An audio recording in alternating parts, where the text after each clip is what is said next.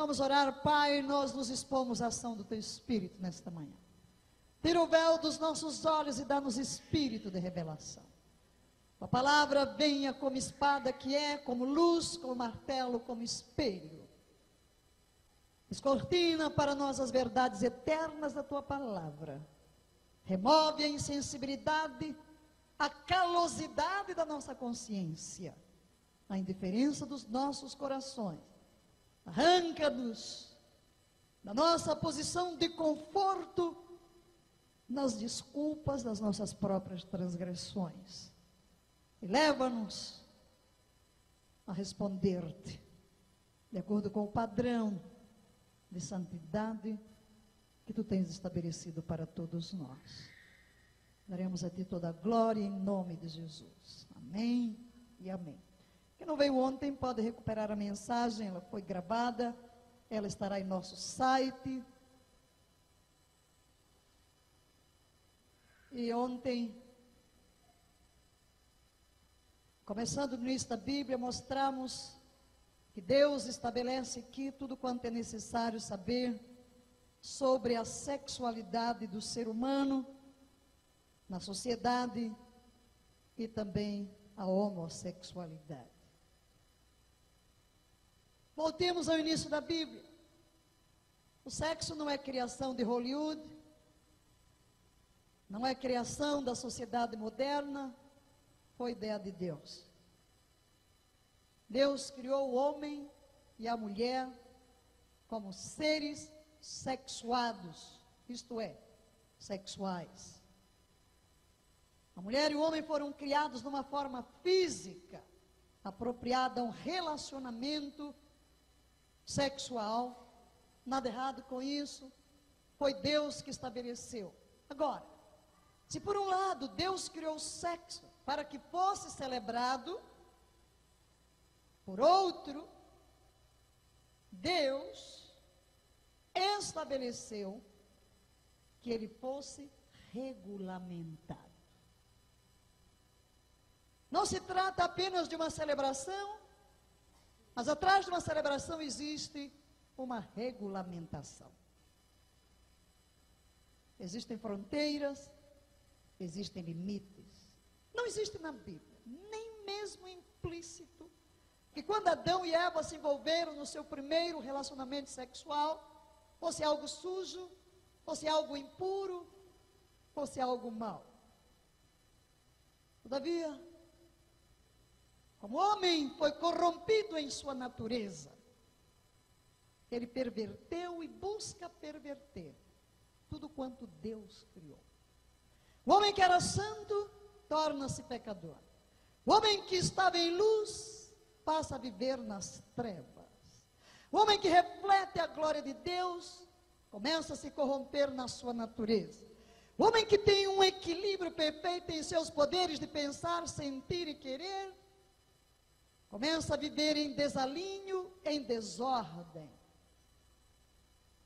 Todo o seu ser se corrompe, se degenera.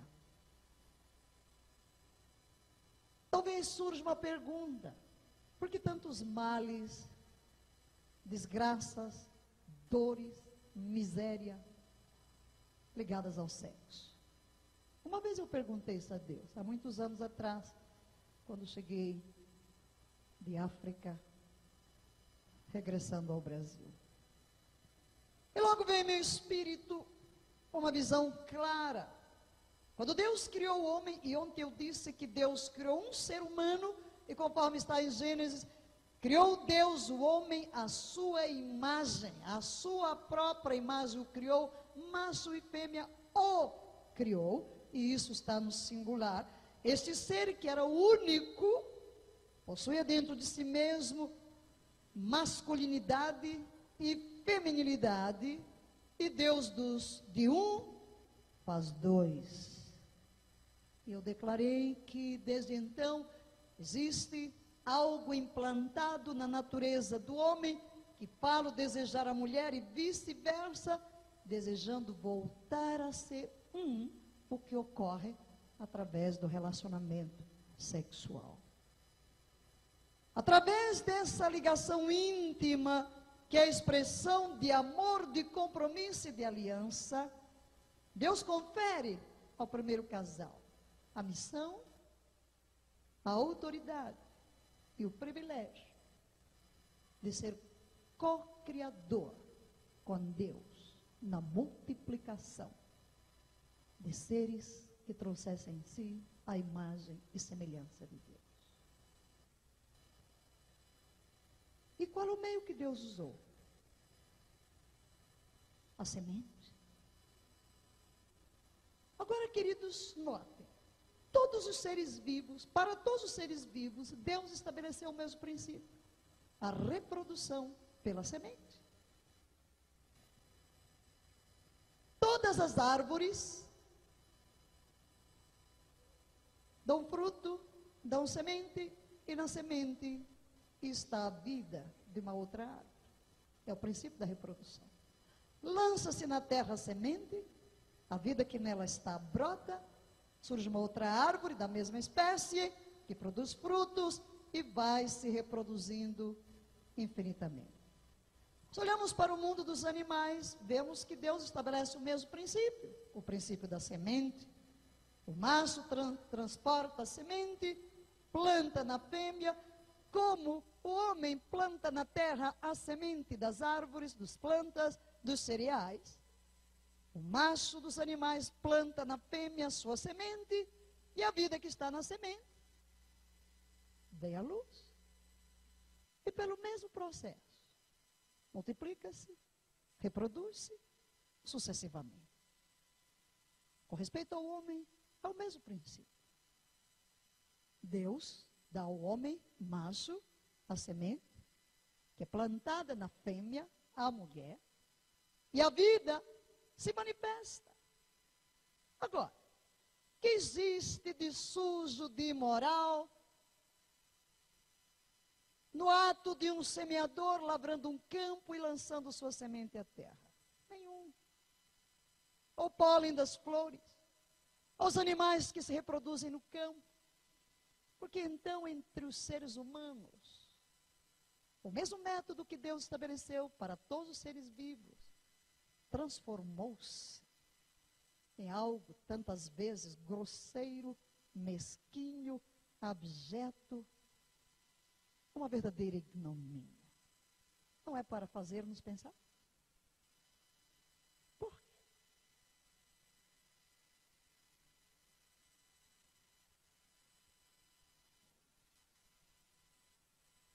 Que beleza está na descrição de Deus, tirar do homem sua esposa e dizer: deixará o pai, deixará o homem seu pai, sua mãe, unir-se à sua mulher, serão os dois uma só carne. E Jesus chega e acrescenta: o que Deus ajuntou, não separe o homem.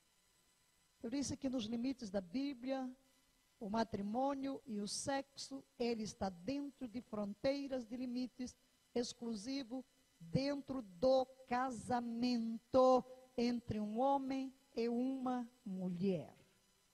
E o que Deus ajuntou, disse Jesus, não separe o homem. A Bíblia chama esta união de aliança.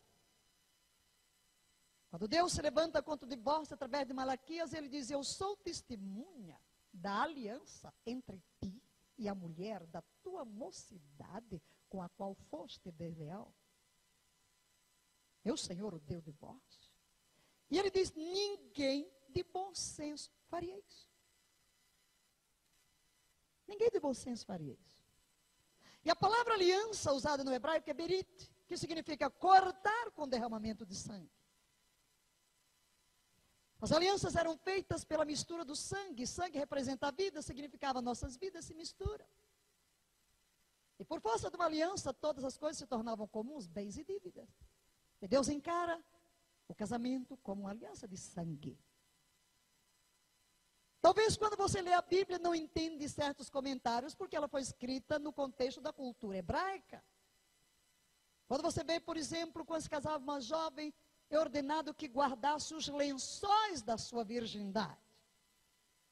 E se porventura o marido acusasse a sua jovem esposa e dizer: não a encontrei virgem, e aqueles lençóis eram dados aos pais, ele traria diante dos anciãos aqueles lençóis, onde o sinal do sangue estaria presente para dizer, ele maculou a reputação de uma virgem Israel.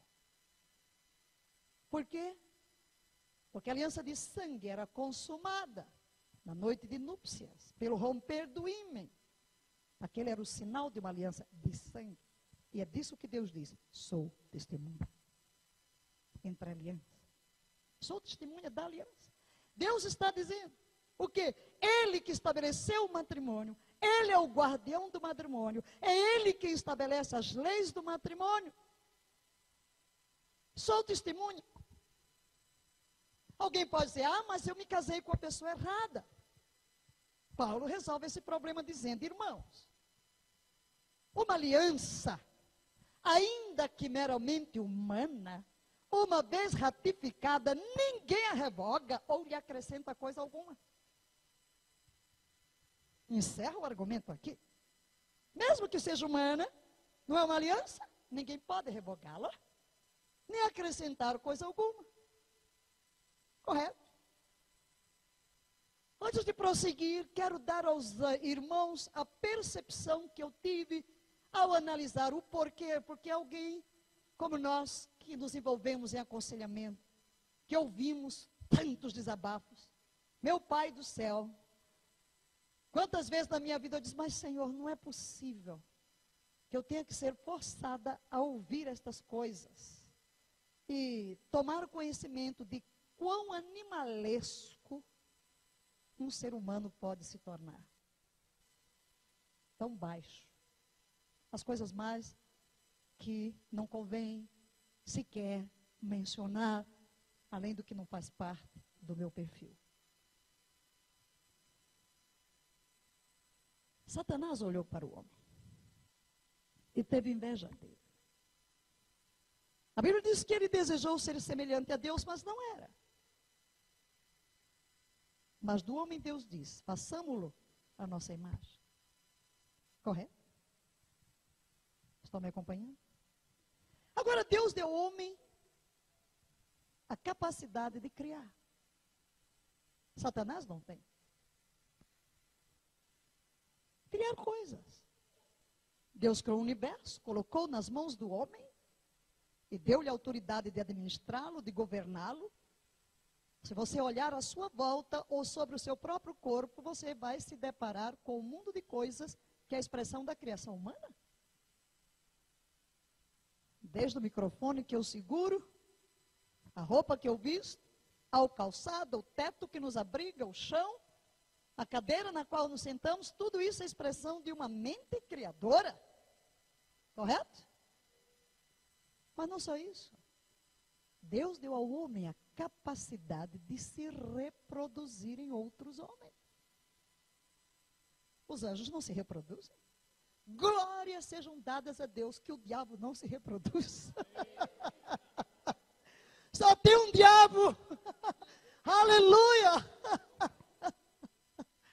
Só tem um Lúcifer.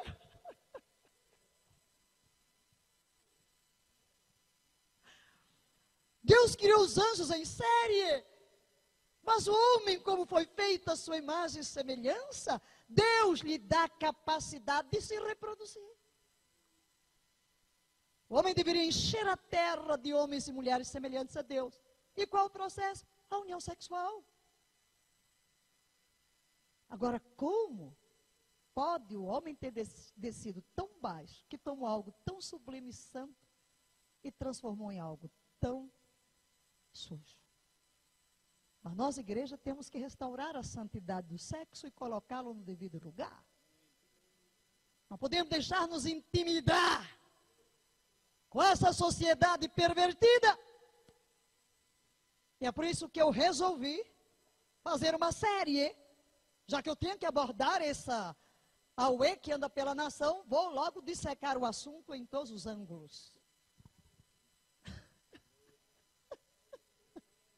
Eu disse ontem que eu comecei pelo pior, mais duro, que é o homossexualismo, porque começa a ser legalizado nas nações. Mas eu disse que havia 3 principais, e eu vou descer. Toca para todo mundo. Vai sobrar para todo mundo, não escapa ninguém.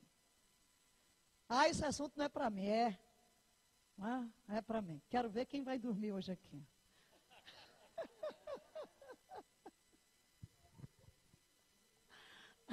Ninguém, né? Ninguém. Então, querido, Satanás olha para o homem. E através da ligação sexual que vem a reprodução. Ele queria corromper a natureza do homem. Engendrou, portanto, uma estratégia. Corromper na semente. Corromper na semente. Por que você, quando olha para essas práticas abjetas da feitiçaria, sempre tem ligação sexual envolvida? É o diabo. É Satanás, porque ele não pode se reproduzir.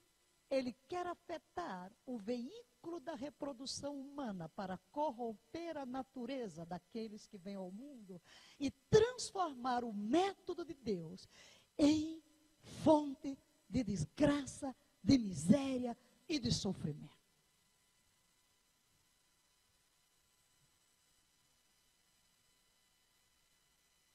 Essa é a razão. Dito isto,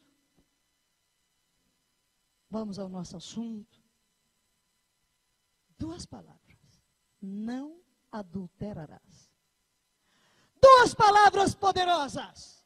Não adulterarás. 14 letras apenas, mas nessas 14 letras se encerram princípios que podem livrar a sua vida de muita dor de cabeça, de muita lágrima, de muito sofrimento, de muita desgraça e de muita miséria.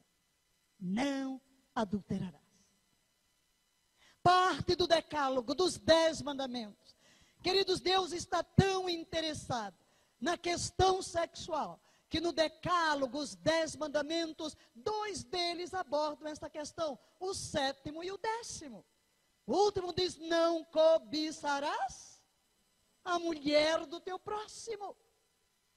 Está ligado diretamente ao adultério. E Jesus, o Filho de Deus, no grande sermão do monte, fez algo singular. Ele toma o pecado sexual do plano físico, porque até o dia de Jesus só se pensava no pecado sexual dentro dos limites físicos. Jesus tira do plano físico para o mental, para o emocional e para o espiritual. Quando alguém nasce de novo, quando alguém se torna cristão, o Espírito Santo se instala em sua vida. O Espírito Santo faz um check-in na sua vida.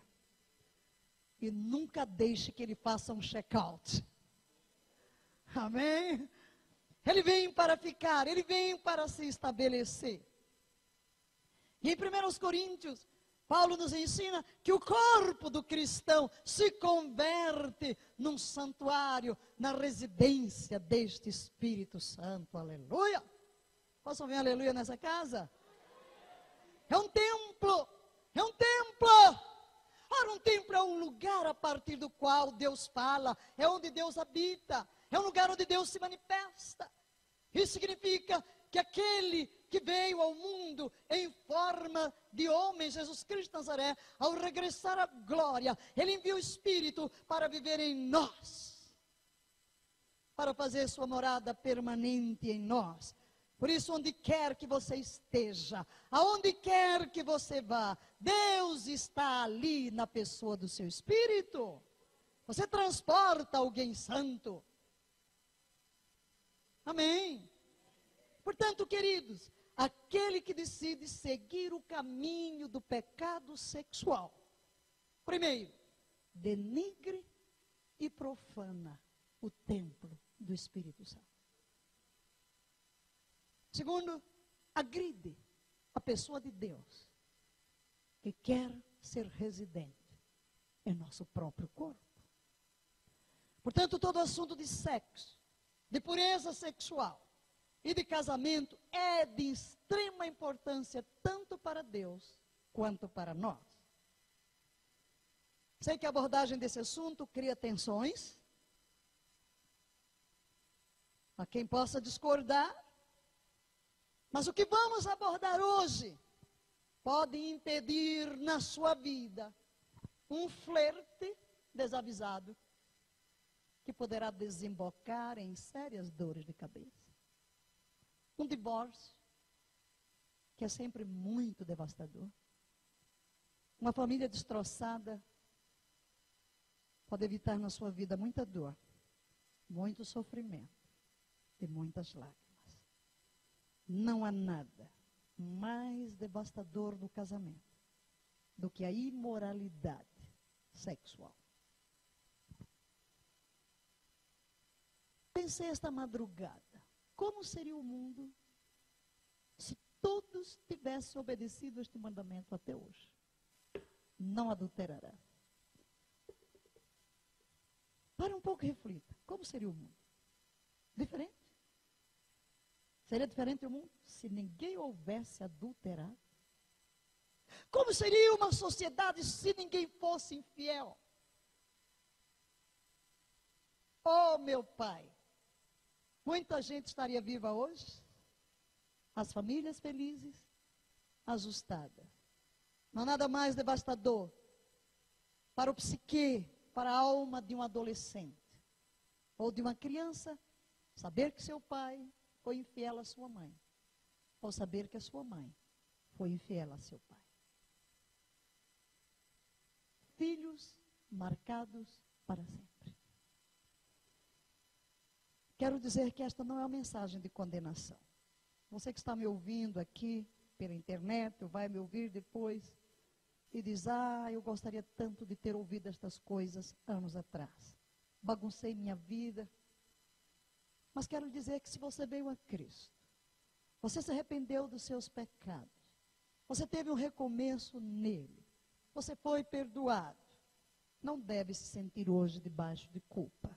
Não há condenação para os que estão em Cristo Jesus.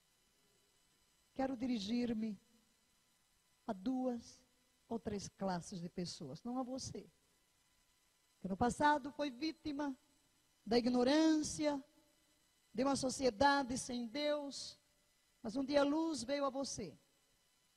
Você se encontrou com Cristo. Não pode voltar atrás e reparar tudo o que fez, mas esquecendo-se das coisas que para trás ficam, prossegue para o alvo. Não permita que o diabo o condene, o acuse, uma vez que se confessarmos os nossos pecados, Deus é fiel e justo para nos perdoar os pecados e nos purificar de toda injustiça. Mas quero me dirigir primeiro a você que está vivendo nesta condição, em adultério. Segundo, a você que não está tendo um relacionamento nesta natureza, mas está sendo tentado a fazê-lo.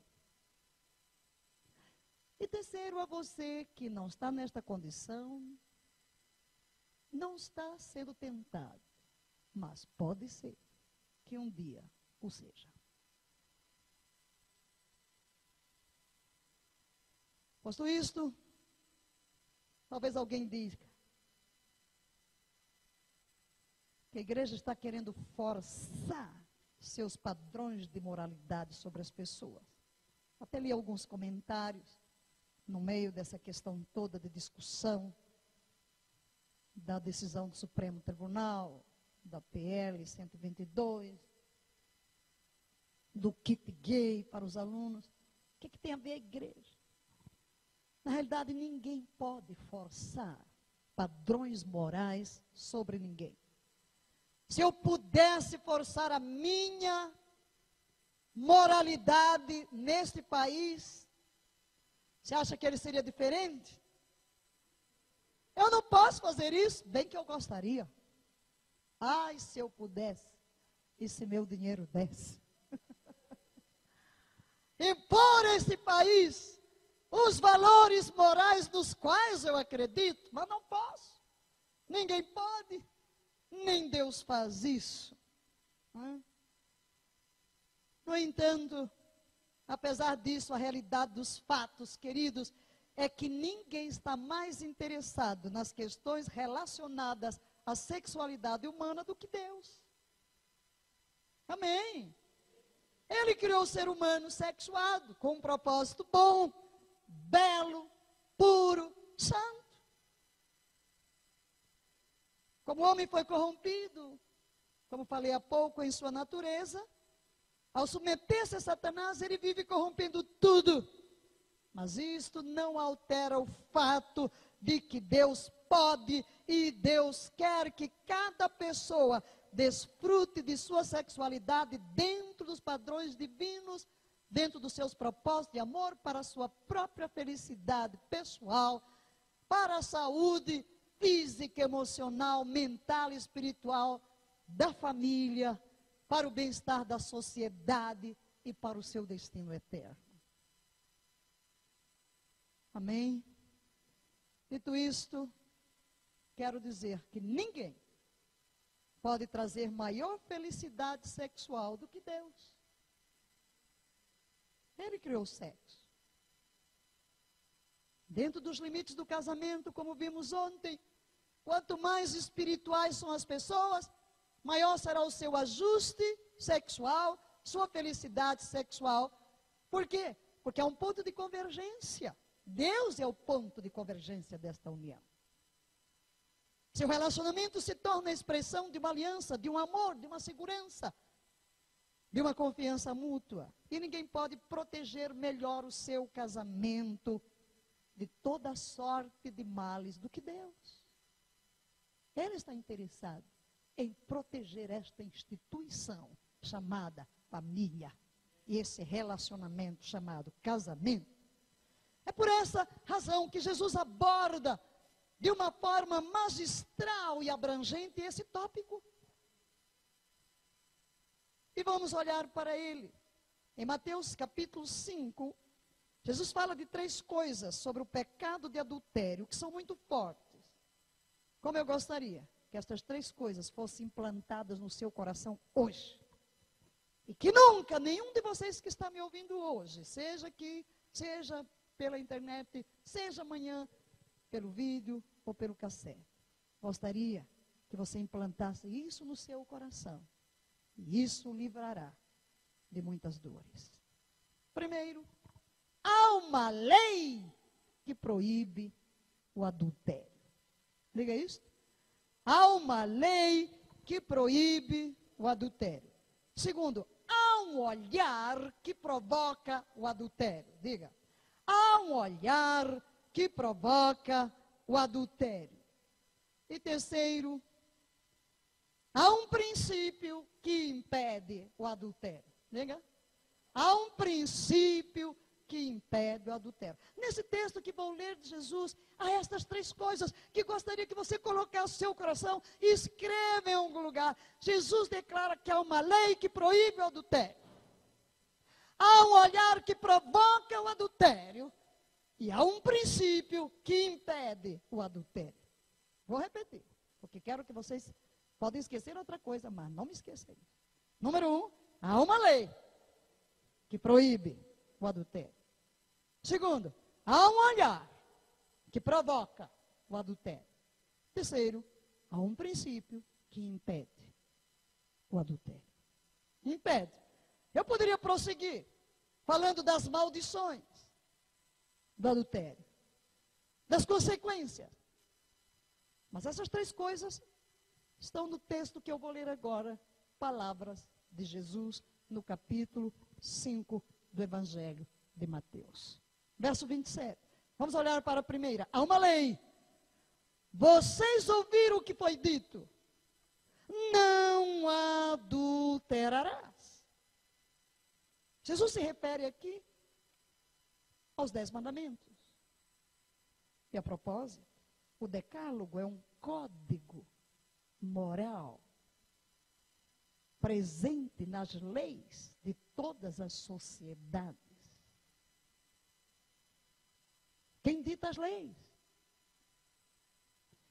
Aqui é uma referência ao 7º mandamento. Voltamos à pergunta-chave: quem dita as regras? Quem faz as leis? Porque se somos nós, se o homem resolveu ser o seu próprio Deus, como falei ontem, eu disse ontem que a raiz do homossexualismo está na idolatria. Está claro isso em Romanos capítulo 1. Porque você se torna o seu Deus, se você se torna o seu Deus, você dita as leis. Quem dita as leis? Se é você, quero saber de uma coisa. Quem diz que adultério é errado? Quem diz que a fornicação é errada? Quem diz que o homossexualismo é errado? Quem diz que o estupro é errado? Quem diz que o abuso sexual é errado? Quem diz que a pedofilia é errada? Quem diz que a poligamia é errada? Quem diz que a pornografia é errada? Se é você quem dita as leis, o que é certo e o que é errado? Tudo que eu citei são pecados sexuais. Como é que de repente você tira um do pacote e legaliza? E os outros condenam? Como pode um parlamentar se levantar contra a pedofilia e ir para a cama com a mulher que não é sua?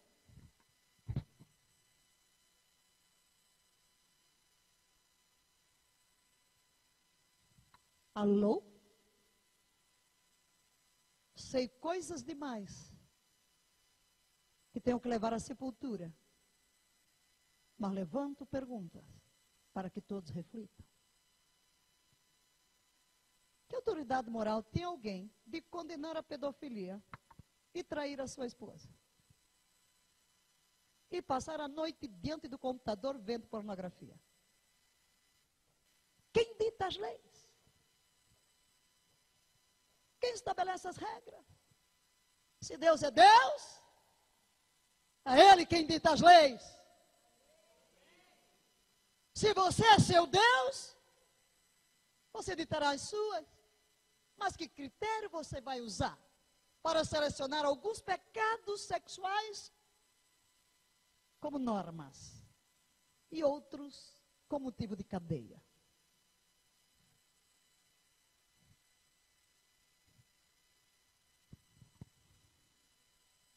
Preciso conter-me. Se você faz as leis, quais são elas? Se é Deus quem faz as leis, então voltamos ao que está determinado. Não adulterarás. Não é lei. Jesus diz que há uma lei que proíbe o adultério. Mas o que é adultério? Tecnicamente, é ter relação sexual com quem não é o seu cônjuge. É um termo que proíbe todo tipo de relação sexual fora do casamento entre um homem e uma mulher. A igreja não reconhece casamento fora dos princípios bíblicos. Outro tipo de ligação, chame o que quiser. Agora vou dizer como Marina Silva, casamento é sacramento. Casamento é algo estabelecido por Deus, muito definido nas Escrituras, entre um homem e uma mulher. Tecnicamente, a palavra hebraica é naap, adultério. Ela só aparece na Bíblia. Significa exclusivamente relações sexuais lícitas entre pessoas casadas. Aparece 34 vezes. E pode ter um sentido literal ou figurativo. Por exemplo, Levítico 20, verso 10. Se um homem cometer adultério com a mulher de outro homem, com a mulher do seu próximo, tanto adúltero quanto adúltera terão que ser executados. Deus encara o adultério tão forte que no Velho Testamento era pena de morte. Pode ser também figurado, por isso que eu falei ontem, que a idolatria gera tudo isso. Se você ler, não vou ler o texto de Ezequiel, capítulo 16, desde o versículo 1 até o versículo 43, figurado. Mas o adultério é definido no Antigo Testamento como uma ofensa às leis do matrimônio, uma ofensa ao marido da amante, ou vice-versa. Ele é definido como uma atitude contra Deus. Jó 31:11 diz: pois fazê-lo seria vergonhoso, crime merecedor de julgamento. Contra a sociedade, é uma atitude contra a sociedade, como uma desonra a Deus ao colocar a vontade humana acima da vontade divina. O Velho Testamento considera o adultério um ato de rebeldia, um meio de destruir a própria reputação. Veja o que Provérbios 6, 32 e 33 diz: mas o homem que comete adultério não tem juízo. Todo aquele que assim procede, a si mesmo se destrói, sofrerá ferimentos e vergonha, e a sua humilhação jamais se apagará. Forte, não é? E é um jeito de prejudicar a própria mente. Veja o que Oséias diz, 11 a 14, não vou ler todos os textos, apenas duas expressões. Porque abandonaram a Yahvé para se entregarem à prostituição, prejudicando o discernimento do meu povo. Um povo sem entendimento precipita-se à ruína. Até a mente. No Brasil, o crime de adultério estava preconizado no artigo 240 do Código Penal. Estava. Escuta o que eu vou dizer. Seu objetivo jurídico e tutela penal era, e cito, proteção e organização jurídica da família e do casamento. Era assim na nossa nação. Era. Mas ele se tornou tão comum. Em outras palavras, no Brasil, adultério era crime. Já não é mais. Notoriamente, a importância da proteção jurídica arrimava-se à família e ao casamento. Assim era o nosso código. Visava o legislador preservar o instituto, a instituição chamada família, com o fito de impedir que tal sociedade conjugal se esfacelasse diante de fatos alheios que poderiam contribuir de forma imoral para a dissolução dessa união. Isso é o que os nossos juristas entendiam, os nossos legisladores. Mas veio uma lei. Em 2005, 28 de março, aniversário espiritual da igreja. De 2005, a lei de número 11.106. Em seu artigo 5º foi revogado o artigo 240 do Código Penal. Portanto, na nossa nação, o adultério deixou de ser crime. Mas na Constituição e no Código Penal do Reino de Deus, eternamente permanecerá um crime.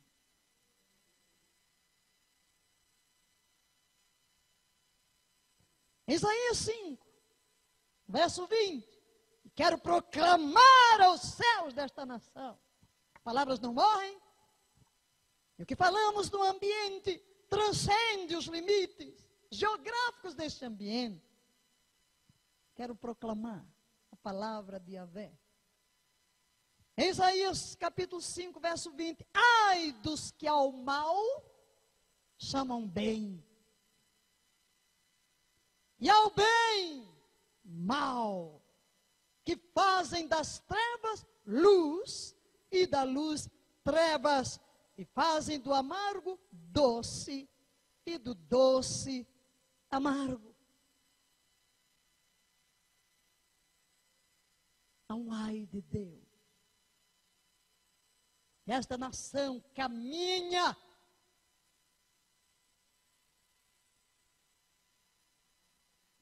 para este precipício, porque passa a julgar e a legislar em rebelião e em colisão com o que diz esta palavra.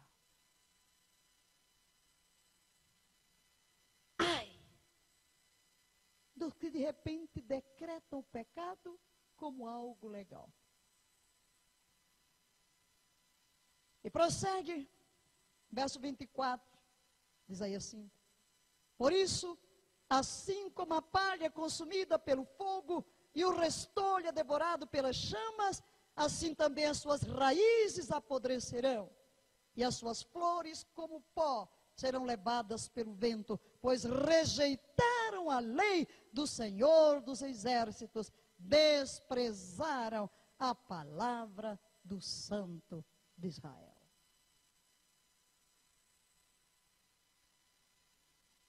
Em 1 Coríntios capítulo 6, Paulo faz uma longa lista de pecados de imoralidade. E Deus declara que estes pecados são pecados. Versos 9 e 10, vocês não sabem que os perversos não herdarão o reino de Deus? Não se deixem enganar. Nem imorais, nem idólatras, nem adúlteros, nem homossexuais passivos ou ativos, nem ladrões, nem avarentos, nem alcoólatras, nem caluniadores, nem trapaceiros herdarão o reino de Deus. Há muita gente que faz todo tipo de ginástica interpretativa para dizer, não é bem isso que a Bíblia quer dizer. Mas Paulo é direto e claro. Se você escolhe viver este tipo de vida, esse estilo de vida sexual, você não herdará o reino de Deus. Deus não lhe dá acesso à sua casa. Porque você está em rebelião contra ele. É você quem está ditando as regras. E se é você quem dita as regras, você não reconhece a soberania do Criador. Você é seu próprio soberano. Você não é parte da família de Deus. E porque não é parte da família de Deus, não pode entrar no seu reino. Paulo é taxativo. Nós, pregadores, não podemos pregar outra coisa, porque nós não criamos as regras, somos apenas porta-vozes que proclamam os oráculos de Yahvé. Mas quero trazer uma advertência à igreja. Quero ser equilibrada na minha mensagem. Um seguidor de Deus, um amante de Deus, um filho de Deus, é capaz de cometer qualquer um destes pecados. Alô? Que silêncio. E se tratando de pecado, ninguém tem passe livre. Ninguém. O mais santo dos santos do reino de Deus não está imune ao pecado. Que ninguém se glorie. Que ninguém levante a cabeça, arrebite o nariz e estenda o dedo para os vis pecadores, dizendo eu sou intocável.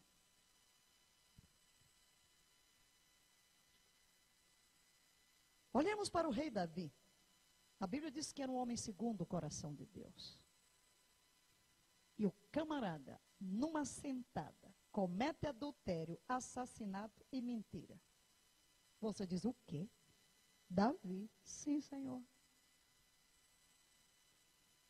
Mas você vai fazer a pergunta, mas então qual é a diferença entre alguém que não conhece a Deus cair num desses pecados e o que conhece a Deus? Meu filho, consciência.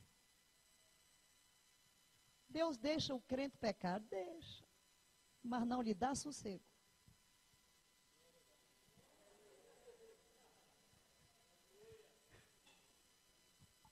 Deixa pecar? Deixa, mas não deixa você dormir.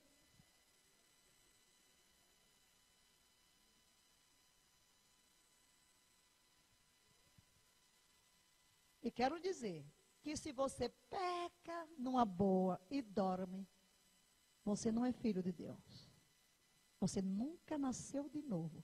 Porque a diferença está exatamente em que o Pai vai lhe perturbar até que você pare, se arrependa e emende os seus caminhos, como um pai que ama o seu filho, dá-lhe umas boas palmadas para colocá-lo na linha Porque ama.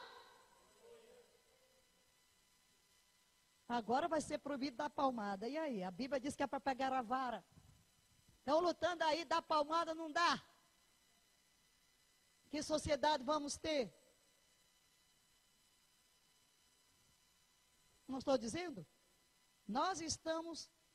Mas vamos culpar quem? A igreja. Porque quem são os legisladores? Aqueles que estão os mandando para o Congresso. Como mudar as leis? Mudando os legisladores. Como mudar os legisladores? Evangelizando a nação. E gerando verdadeiros filhos de Deus, transformados em sua natureza. A mudança começa de dentro para fora. Amém. O negócio aqui está pesado, não? Davi se sentiu miserável. Veja o que ele diz no Salmo 32, 3, 4. Enquanto eu mandia e escondi os meus pecados, o meu corpo definhava de tanto gemer. Pois dia e noite a tua mão pesava sobre mim, minhas forças foram se esgotando, como um tempo de seca. Está aí a diferença. No Salmo 51, verso 3 e 4, ele diz: pois eu mesmo reconheço as minhas transgressões e o meu pecado sempre me persegue. Contra ti, só contra ti pequei e fiz o que tu reprovas, de modo que justa é a tua sentença e tens razão em me condenar. Bonito, hein? O preço de um momento de prazer é a miséria que você vai sofrer até cair em si, se arrepender dos seus pecados e voltar a Deus. Eu quero lhe dizer hoje que se você foi tão fundo no pecado que já dorme em paz, por favor, se arrependa logo, porque você está caminhando direto para o inferno. Você nunca terá lugar na casa de Deus. Você pode ser membro da igreja, mas não membro da família de Deus. Há uma tendência.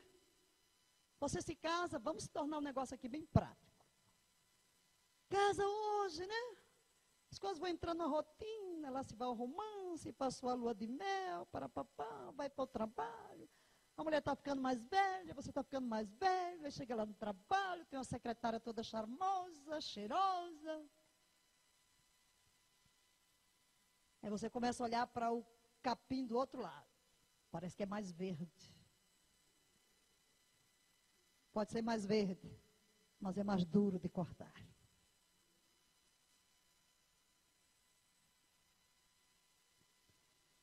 Há uma estatística que encontrei. Veja bem. 80% dos homens que têm um caso extraconjugal terminam voltando para o capim velho, tá? Termina voltando, que era muito bonito do outro lado. 80% termina voltando. Daqueles que se divorciam, apenas 10% se casam com a mulher com quem tiveram um caso. Apenas 10%. E dos 10% que se casam com quem tiveram um caso, 75% terminam em divórcio. Por quê? Você imagina. Você é casado e adultera com a mulher casada. Você traz sua mulher, ela trai o marido dela. Aí chega um, olha para o outro e diz assim: garanto que você pode confiar em mim. Pode?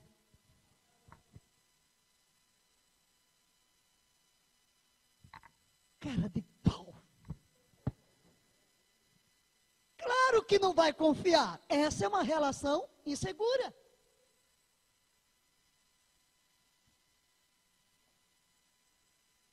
Se você quer trocar de parceiro, sabe que só há chance de 3 em cada 100 de conseguir uma relação permanente. O melhor é trabalhar. Não estou dizendo que não existem exceções.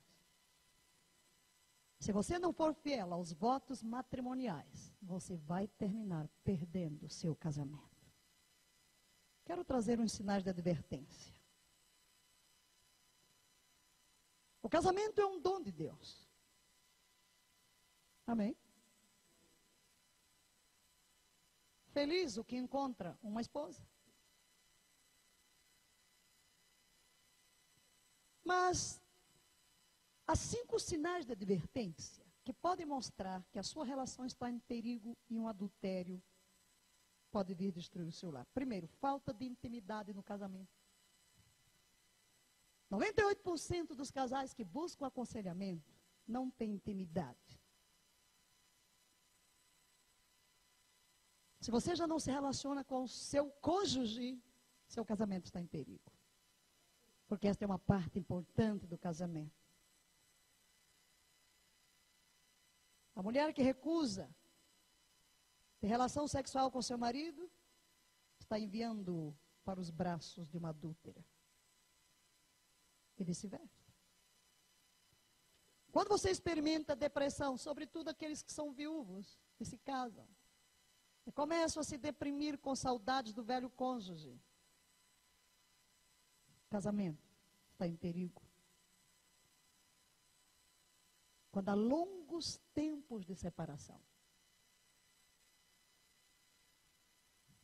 É sempre estranho quando um dos cônjuges está sempre viajando sozinho e passa longo tempo fora de casa. Seu casamento está em perigo. 4. Quando você permanece longo tempo com pessoa de outro sexo, no trabalho, no escritório. Eu poderia citar casos, mas não vou fazer. Seu casamento está em perigo. Ou quando você é muito bem sucedido, ganha muito dinheiro, muita fama, e acha que pode trocar de mulher. É preciso tomar cuidado.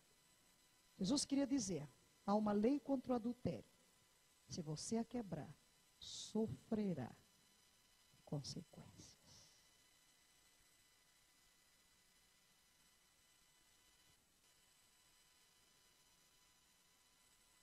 Sofrerá consequências.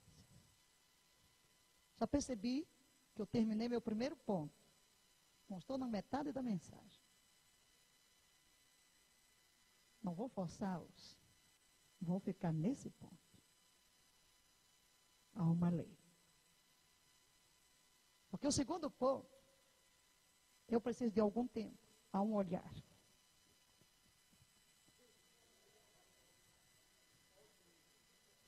Há um olhar que provoca, né?